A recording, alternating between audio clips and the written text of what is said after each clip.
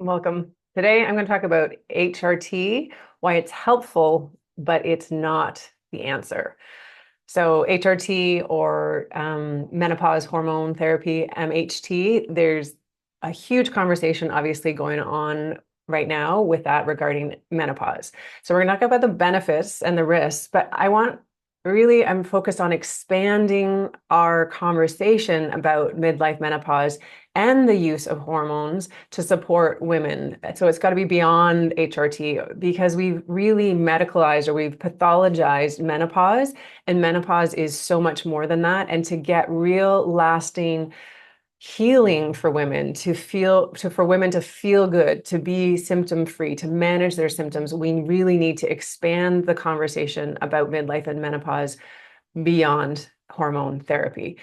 It can offer, definitely, I am in no way saying that women shouldn't go on this if they have debilitating symptoms, hot flashes, insomnia, just not, it can be life-changing in the short term for women. But we have to recognize that these symptoms stem from something deeper, a deeper imbalance in the body.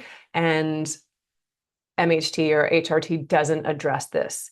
So I often say we look at a human, we'll use a bucket analogy. And so we want our bucket to be full of water. And when it's full of water, life is good. But if we have holes in the bucket, we're going to be leaking water out. So if we use HRT or hormones, it's like we're going to put more water in the bucket. But if we don't address the holes, why are those symptoms there in the first place? If we don't plug those holes, it doesn't matter how much water we put in, we're still working with a leaky bucket. And so I've worked with women. So for those of you that don't know me, my name is Angela Warburton. I've been working with women in the clinic for the past 25 years. My background, I'm a traditional Chinese medicine doctor. I've been working with women at all stages of life, but particularly menopause. And I see the same patterns coming in over and over again. This is definitely related to modern living, Western culture, for sure, North American living. A lot of women are experiencing the similar symptoms. And I'm also a midlife woman. I've transitioned through menopause many years ago now, and I had to navigate this time. I had some symptoms that I had to listen to my body in a different way. I had to change my foods, my lifestyle. I made some career changes. I had to up-level my relationships. I did this without hormones, but I did do it, and I feel good. I have great bone density. I sleep well. My weight is level. I've practiced what I preach. And so I just really need women to know that there's so much that they can do. And if you're using HRT, that's great if it's supporting. But if you're still getting symptoms or you're needing to go off, or like some of my clients, if they change even the brand of estrogens, for example, that they're using, they get symptoms that come back. You need to have the tools to understand what your body's saying so that you can take back the power and you're not just using hormones, and recognizing that hormones or symptoms are a sign of an imbalance versus an inevitable part of menopause. So in Eastern medicine, we look at symptoms as guideposts. So the body's talking all the time. And when we're off of balance, it's going to let us know through symptoms. It can do that as a whisper, or it can do it as a scream. And what I found is that in menopause, a lot of things could have been just a whisper in their 20s or 30s, ways we're living are like, it's okay, I can keep going, I can keep going. But as we go through perimenopause and menopause, turns into a scream, and we cannot ignore it anymore. So debilitating symptoms can come up. So many things that we associate with menopause or perimenopause. Temperature imbalances, waking up in the night, insomnia, anxiety, brain fog, weight gain, changes in mood, anxiety, depression. These are all things that can come up, but they are also ways our body is talking or screaming. And so in Chinese medicine, we look at the symptoms as messengers, and we have a theory. We look at branch and root. So if we are treating just the symptoms, but not looking at what's underlying, so when we're treating a tree with a disease, we don't simply treat the leaves on the trees. We go to the root system. And when you go to the root system and heal that, then the leaves naturally get better. And so when we are using things like medication, which can be so helpful, so I'm in no way saying that don't use medication, but when we're treating things by using a medication only, we're treating the leaves. What we want to do is you might treat the leaves, but also treat the root system as well. And so that's where we see deep systemic change. That's where true vitality happens and changes. Because if we don't do that, if you happen to have to go off of HRT, then your symptoms can come back. And that's not what we want. We want you to thrive and feel good and heal versus just be symptom free or reduce the symptoms with something that you have to take every day. So, some of the risks of being on HRT is that it is long-term dependency. There's that potential for rebound if we go off, like I just said, and that sometimes people aren't getting full relief of their symptoms when they're on hormones. And menopause, it's really important that we look at what menopause is. Menopause is a life transition. It's not a hormone deficit. We are programmed to be able to go through menopause and feel good. Hormones, we have three distinct life phases. We have birth that gets us into life and we're a child. We have very flatline kind of hormones when we're a child. Then we go through the transition of puberty. Puberty, we have lots of changing hormones in puberty because that's getting us into a place where we are a fertile adult so that we can procreate if that's what we choose to do. Then menopause is the way that the body says, wait a second, this takes a lot of energy for women to produce a follicle every month, to build a lining. And if we're not pregnant, then we're losing all that blood every month. The body says, like, we're going to stop losing blood every month and start using it in a different way. So it's reprioritization of energy for longevity. And so then through that transition of menopause, we go from the hormone cycling where we have a lot more hormones and they change throughout the month to more of a flat line again. And that's a way that our body just says, okay, we don't need to do that anymore. And so we should naturally have enough estrogen, progesterone, testosterone, cortisol. We should have the right levels of those to live a long and healthy life. But when we've been living out of balance, we're going to see what I call a hormonal deficit. And that's where we start to see a lot of the symptoms that we associate. If we're depleted in estrogen, if we're depleted in testosterone, if we have high levels of cortisol for too long, we see the body and it throws it way off of balance. And this is when we've medicalized or pathologized menopause, we're making it about the symptoms versus this transition.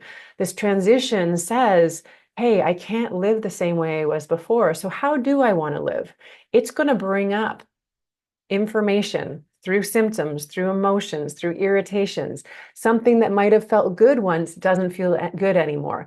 If we get depressed because we're showing up, this happened to me. Had a multidisciplinary clinic. I had 14 practitioners, 5 staff. I had my own private practice. I loved it when I started it. And then I didn't. I started to get depressed, resentful, didn't want to go in, didn't want to deal with this stuff. It felt really bad, but then I recognized, and when I spent some time with it, it's like, oh, I don't want to do this anymore. Something else is wanting to come forward. We're cyclical beings. We're programmed to change, to heal, to shift throughout life. It's like if we went through puberty and said, no, I don't just want to stay a child. I don't want to be an adult. Doesn't make sense. We're born to puberty. Puberty wasn't easy.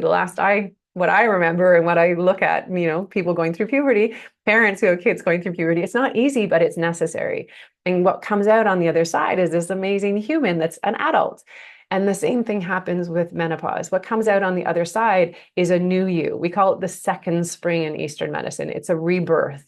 We go through summer, then we shed through fall what isn't working. We sit in this period of winter to just reflect, what is it that wants to come forward?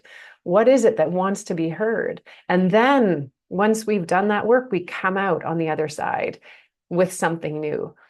Hot flashes often come when we're living out of balance. For me, anytime I tried to force myself to do something, when I'd get irritated, when I'd shame myself, I'd get a hot flash. One of my clients says, it's going to come out my pores or it's going to come out my mouth. When I don't say what I mean, I start to get a hot flash. The more she says what's on her mind in a respectful way, ideally you're doing that, the fewer hot flashes she had. Weight gain, common in menopause. It's often a sign that our cortisol levels are off balance. We've been pushing through and we've not been allowing ourselves to rest. When we do that, our body's like, whoa, she's not resting. Oh my gosh. Okay, so we'll produce more cortisol, sacrificing estrogen, blood sugar imbalances. All that comes from, I have videos on this if you're interested, but all that can come from living out of balance because the body's like, I'm not getting the rest, so I've got to hold more weight for reserve. Weight also has a little bit of estrogen in it. So it's a way we try to balance our estrogen. The body's really wise. It's giving us information all the time. So these symptoms, they are information, first of all. They're common in North America, but they're not normal, meaning they're not inevitable. There are so many places and cultures in the world that women get very few symptoms during menopause. And it depends. And so all that to say, if you have them, no shame in that, but using the information, using the symptoms as information. So using it as a way to listen, to go deeper and say, oh, what wants to be heard here? What needs to change? So really, where HRT can be very supportive to help you get a handle if you can't, like on some of the symptoms, if you can't sleep, if you are getting anxiety, if you just don't feel like yourself and you want to use menopause hormone therapy or HRT, it can be helpful. And make sure you're doing the work to go deeper. Make sure you're doing the work for this second spring, turning inwards, listening, carving out time for yourself. Women need so much more time during this stage. Stop overriding your needs to take care of someone else. Start saying no when you mean no instead of saying yes and then resenting it. Little things make a huge difference. And so really, it's always about approaching this from a very holistic standpoint. Recognizing symptoms are the indicators, not the problems. They're the flags. They're not the issue. And when you can balance and start looking at your life holistically in this, we talk about yin and yang in Eastern medicine. If you want to, I definitely have a lot of videos on this if you're interested in it, but just looking at this natural balance that as you are shifting and changing, your life needs to shift and change. Looking beyond the hormones and looking at you as a whole woman, mentally, emotionally, physically, spiritually. And when you do that, whether or not you choose to use hormones, you're going to come out of this phase more wisdom, more aligned to who you are, more authentic in who you are, and with the vitality and energy that you need in order to step into this new stage of life. I say this is when the story gets good, because this is when you get to express yourself with the wisdom, with the experience, with all the passion and excitement that you were born to express, and you get to put that into action. You don't want to live like you did when you were in your 30s and early 40s because something better is calling you. And so when you listen, you're going to feel better and you're going to live a life that's way more in alignment with what's exciting to you. So I hope that made sense. I hope it's helpful. Let's include hormones in the conversation, but let's expand the conversation of midlife and menopause beyond symptoms and beyond hormone replacement, because there is so much more there. Thank you for being here. I hope that was helpful.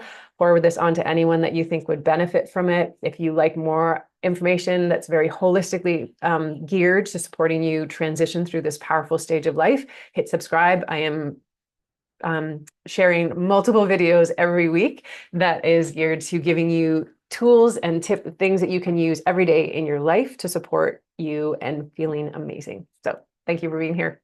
I will see you next time. Bye for now.